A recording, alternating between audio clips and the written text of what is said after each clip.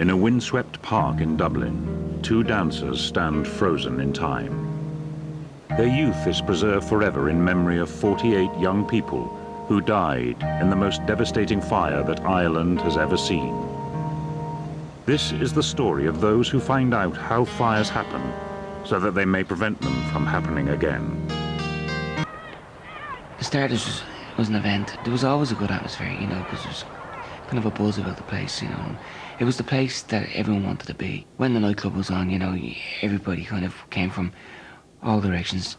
If you had cousins, you knew you'd meet them there. You know, it was ritual, if you like.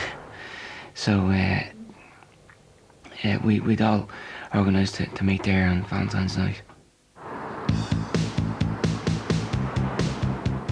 On February the 14th, 1981, Jimmy Fitzpatrick was just 16. He and his friends were among hundreds of young people jam-packed in the Stardust. It was 20 to 2 in the morning. There was a bit of pandemonium on stage, and the DJ let this kind of announcement out that, ladies and gentlemen, don't panic, there's a small fire in the premises and we've got it under control. So within seconds, this bouncer had to run in with a fire extinguisher, and he went to the area where the fire was. Well, at that point I thought we stand a good chance of getting out, because it didn't look that big. It didn't look like it was uncontrollable to somebody with a fire extinguisher. The flames were getting higher and higher. He dropped that and he shot off. So with that, within seconds, the lights are gone.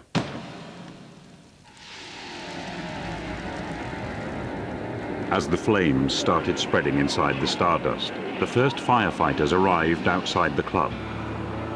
So too did a local priest. The first thing I could hear was the sound of breaking glass, and I didn't know what that was. It was obvious there was a fire. Of course, you could see the flames inside the windows, but you could also see people trying to break out. I thought initially it was the heat of the flames that was making the glass pop. There were bars on the windows, so that people actually couldn't get out. And they were screaming and shouting, people pouring out of the building. People were desperate to get out, and others were desperate to get in. Jimmy Fitzpatrick had escaped once already, but he went back through the flames for his friends. There was people pushing in, shoving, and mayhem. You could see the smoke bellowing down. It was thick black smoke, you know, you could just taste it. It was that thick, you could, you know, taste it in your mouth like you were chewing it. It was burning. It was also so dense and hot that it just basically burned you, you know, there and then. I couldn't say a thing. I had my hands over my face because I was suffocating. I made a run for it. At this stage, I had no idea which way I was facing. I could have run straight into the fire. I ran the opposite direction through a row of seats. I don't know how I got through them. And I fell on the floor, on the dance floor. Now I knew because I was on the wooden floor.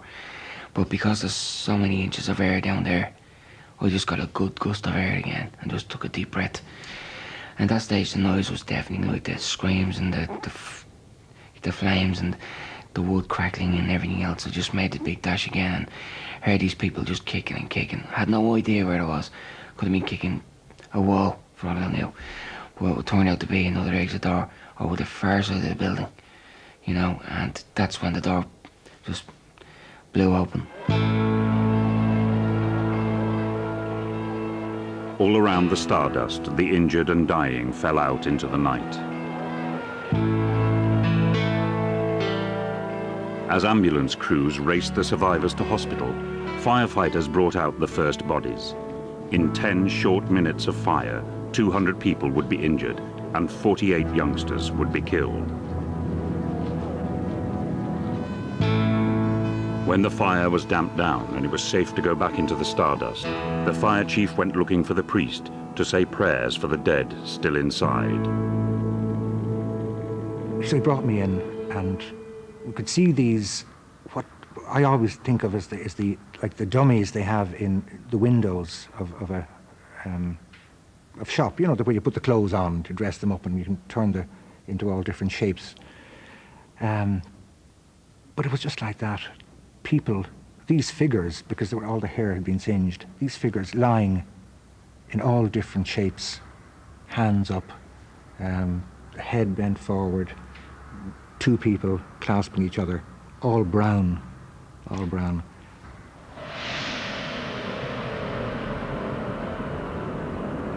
At 8 o'clock the next morning, Father Heber finally went home.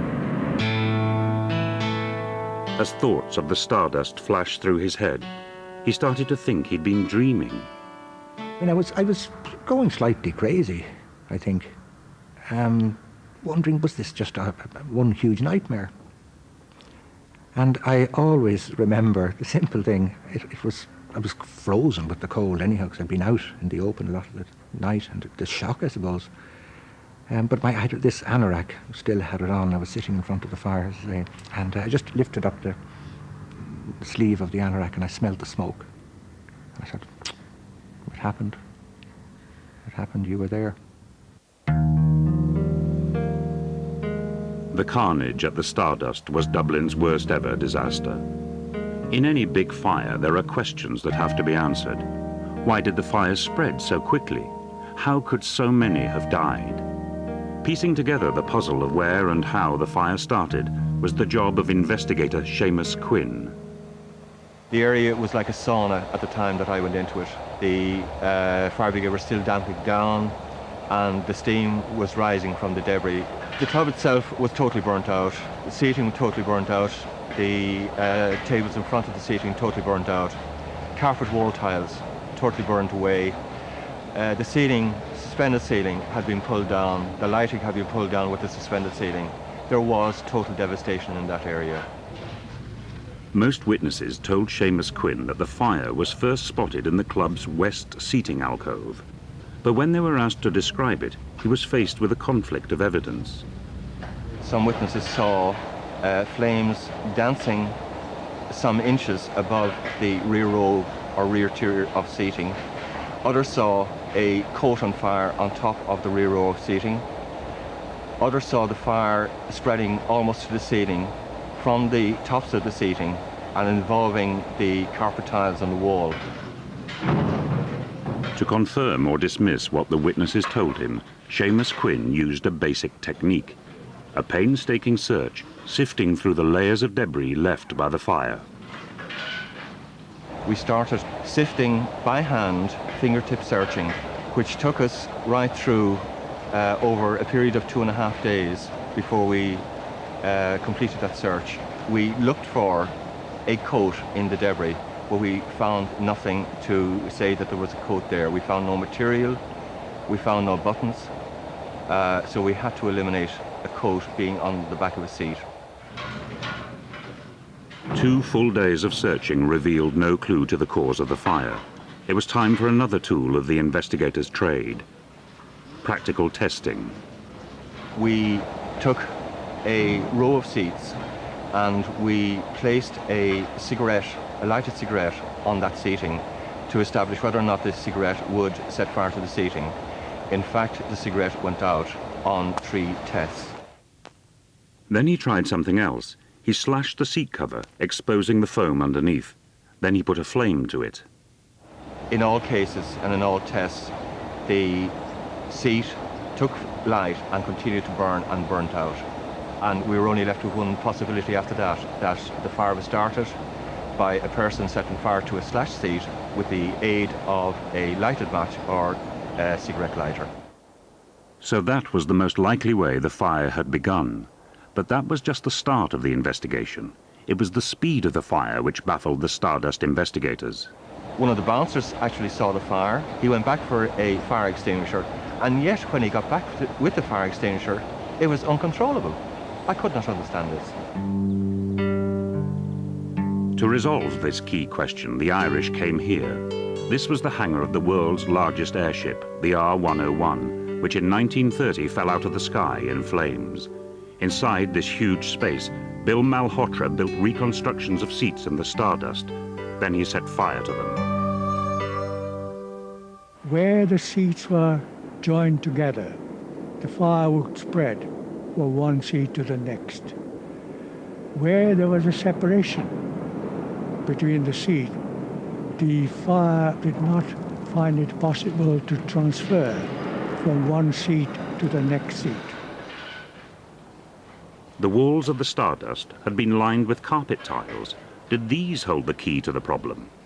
We made up a representation of an alcove which could accommodate 3 seats. It had 2 sides, a ceiling, and open front. Then they prepared to light it. The wall tiles were soon ablaze, and as they burned, Bill Malhotra noticed something remarkable. Because of the nature of the tiles, they produced burning drops, and these fell down and dropped on the top of the next seat. And that was the first indication of the seat in combination with the carpet tiles could have caused the seat across the aisle to become involved in the fire. The investigators had solved the problem of how the Stardust fire spread sideways, but still they lacked the final piece of the jigsaw. Why had this deadly fire spread so fast from the back to the front of the club? In search of the final clue, the investigators built a full-scale reconstruction of the Stardust's west alcove. It was as accurate as they could make it, with identical seats specially shipped over from Dublin. What happened when they lit it caught everyone by surprise. We had the whole rear tier burning within 1.5 to 2 minutes of the start of the fire. Very quickly after that, the heat was sufficient to cause the spontaneous ignition of the seats in the tier in front.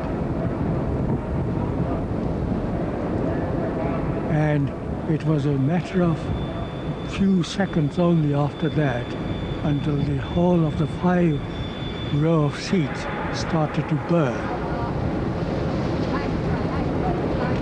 Everybody else! Absolutely clear! Everybody else!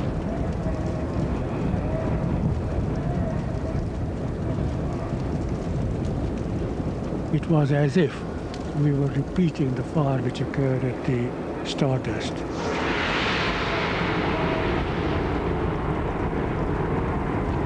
The investigators had shown at first hand all the links in the chain of a deadly developing fire. The slash seat, the carpet tiles, the spontaneous ignition.